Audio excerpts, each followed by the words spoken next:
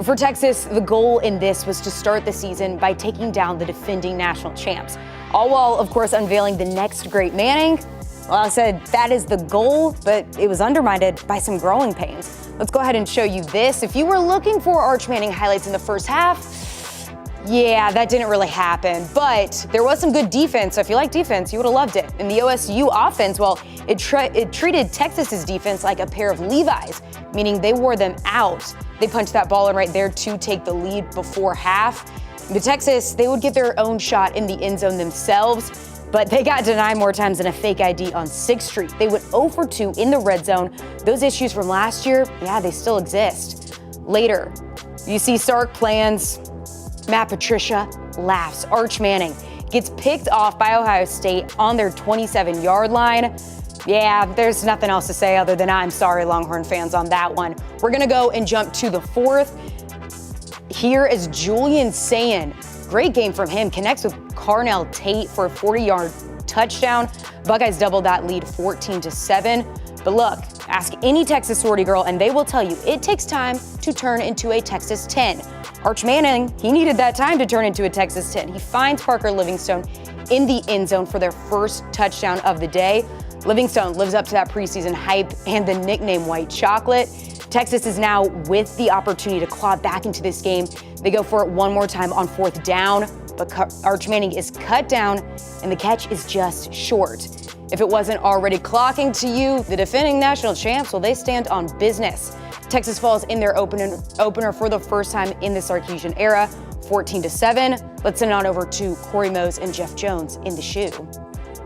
Welcome back to the Horseshoe here in Columbus, Ohio. He is Corey Mose. I'm Jeff Jones. And Corey, this is where it happened. This is where the Longhorns dropped game 1 of the 2025 season.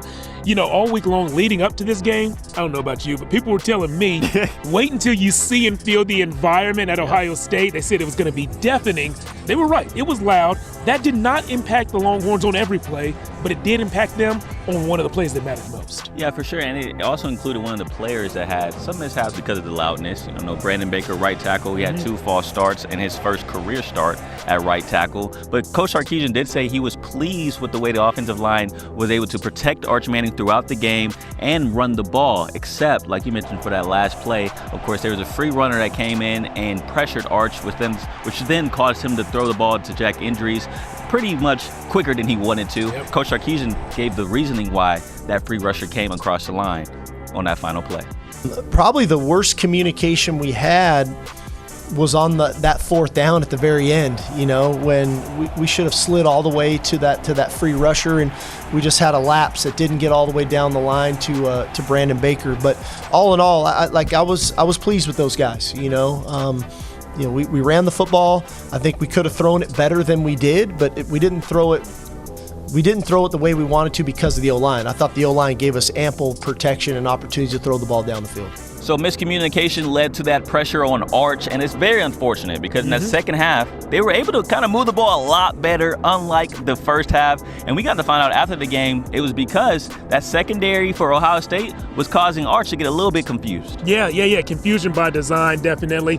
A defense's job, especially when they're playing a quarterback that's not that experienced, is to pressure them and confuse them. And Ohio State did a great job of confusing Arch Manning by disguising their coverages, showing maybe a cover 2 or a man look before eventually playing a cover 3. Sometimes it was the right players dropping from a 2 or a man look into cover 3. Sometimes the players changed responsibilities. It was layered, it was smart, and it was very effective.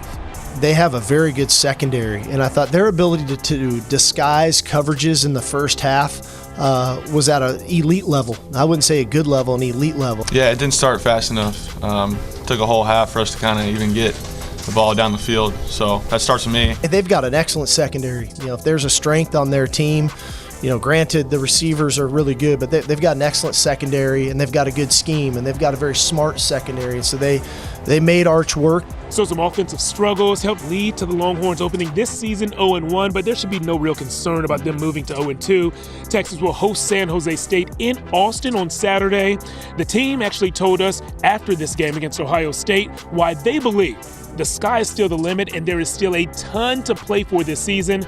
And I'll tell you what, they're right. All right, shout out Jeff Jones and Corey Mose for all that hustle in Columbus. But look, there's no sugarcoating it. Arch Manning got a reality check today. But after hearing some people's reactions about this game, I think we may all be due for one as well. Before you go ahead and burn your Arch jersey or call him a bust, remember, this is the first game of the season. And this was, for all intents and purposes, Arch's first meaningful start. Oh, and bonus? It was against a defensive coordinator who has a Super Bowl ring. Arch Manning is a college kid, not a football god. Having the athleticism and a famous last name, it doesn't make you immune to mistakes. So let's all just take a deep breath, because Arch has time to become great. First starts, they don't define careers, and they definitely don't define the course of a season. There's no need to crown him or condemn him after just one game.